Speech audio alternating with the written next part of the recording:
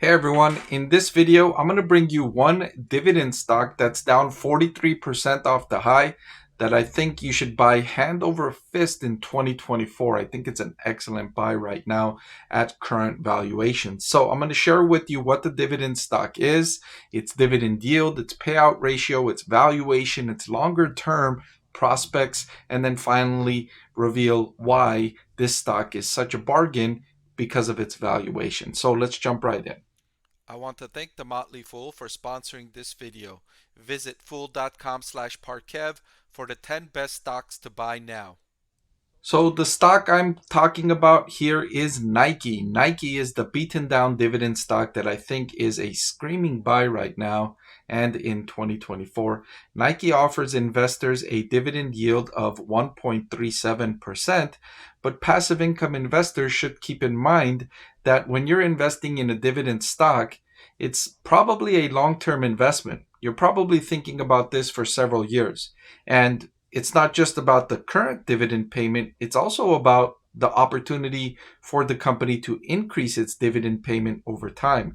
And I'm going to share with you why I think Nike has an excellent chance to increase its dividend per share over time. The dividend payout ratio.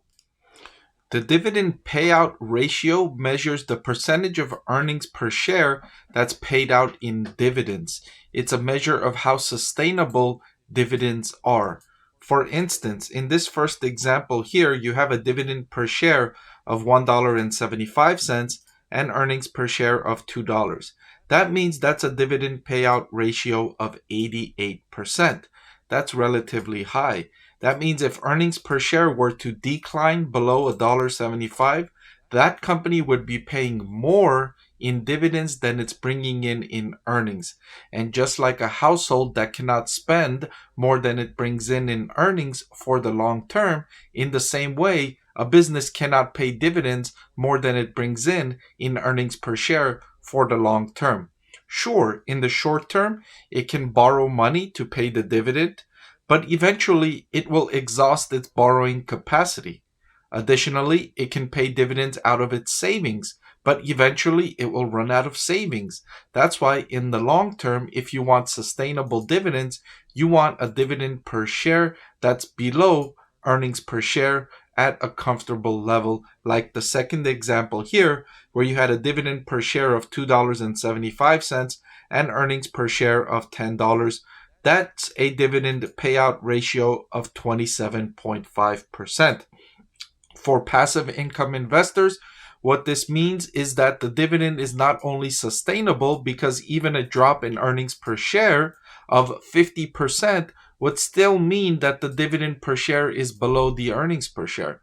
But it also suggests that there is room for this company to increase the dividend payment. So investing in this company brings with it the probability that the dividend per share will rise over the next several years. And finally, the last example where we have dividend per share of $3.50 and earnings per share of $1.45, that's a dividend payout ratio of 241%. The dividend payout is more than 2 times the earnings per share. When you see a situation like this, it's likely that this company is going to pause or reduce its dividend payment. That's very likely to happen in the near term unless the company can expand its earnings per share in a relatively short amount of time. So now that you understand why the dividend payout ratio is so important to a company's dividend paying prospects, look at Nike's dividend per share in the purple here compared with its earnings per share in the orange. You can see its earnings per share is well above its dividend per share. You can also see its earnings per share is climbing higher over the years, even though there has been fluctuations. And you can also see its dividend per share has been increasing over the years as well. So Nike has increased its dividend per share over the last 10 years. It's also increased its profitability by more than the percent it's increased its dividend. So Nike has an excellent chance to increase the dividend per share over the next 10, 20, 30 years even. And I think that's an excellent opportunity for passive income investors. especially when you consider that Nike is a solidly growing company, growing revenue nearly double digits over the long term. You can see 26 billion in revenue in 2015 trailing 12 month. That rose all the way up to 51.54 billion in revenue in the most recent update. Of course, Nike is facing competition from newer companies, and Nike's always faced competition, but it's always found a way to beat its competition, generate better profitability, make more deals with premier athletes, which then drives the brand forward.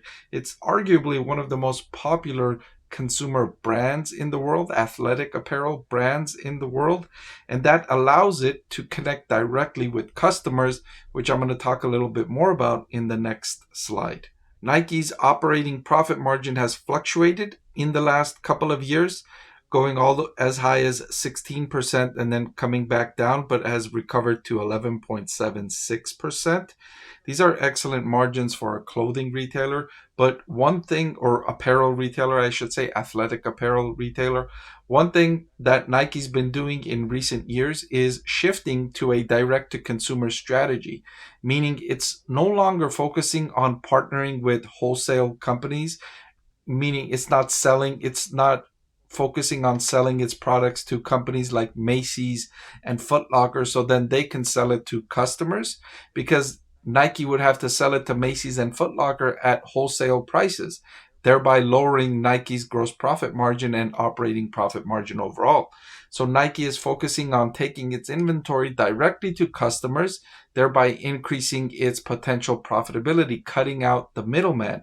And given how popular Nike's brand is, it can afford to do that because it's got more clout. Customers go to directly Nike to Nike.com, download the Nike app, visit Nike stores, so it can garner that kind of attention.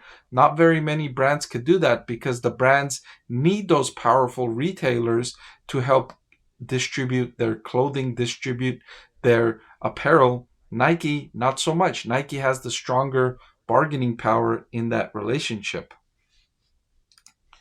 So let's look at what Wall Street thinks about Nike. So what I have here is Nike's revenue prospects over the next few years. And for the fiscal year 2023, which ends on May 2024 for Nike, analysts expect it to grow revenue by 1.2% and grow earnings per share by 11.3%. For its fiscal year 2024, which ends on May 2025, analysts expect Nike to grow revenue by 6% and earnings per share by 18%. And then for 2025, analysts expect Nike to grow revenue by 7.7% and earnings per share growth of 16.5%. So you have solid earnings per share growth over the next 2.5 years for Nike, and accelerating revenue growth over the next few years as well. Nike has some good prospects, even though the near term is challenging. They recently reported disappointing quarterly earnings as a result of slower growth and slower penetration in China. That region is troubled. Nike is cutting some jobs, restructuring, so the next quarter is going to be tough. But going forward and beyond that, analysts expect really good things from Nike over the next 2.5 years. And given those near-term difficulties, investors can buy Nike stock at a bargain valuation.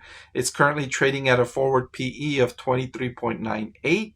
On the lower end of the range, you've been able to buy Nike stock in the last 2-3 years. You see, there's only been about one time you've been able to buy Nike stock at a lower valuation than when it's currently at. So for those reasons, I think Nike stocks make an excellent addition for dividend stock investors. If you liked the video you just saw and you want to see more just like it, please subscribe to the channel. I can't keep this channel free without the support of viewers like you. And if you're already subscribed, thank you, and I appreciate your support.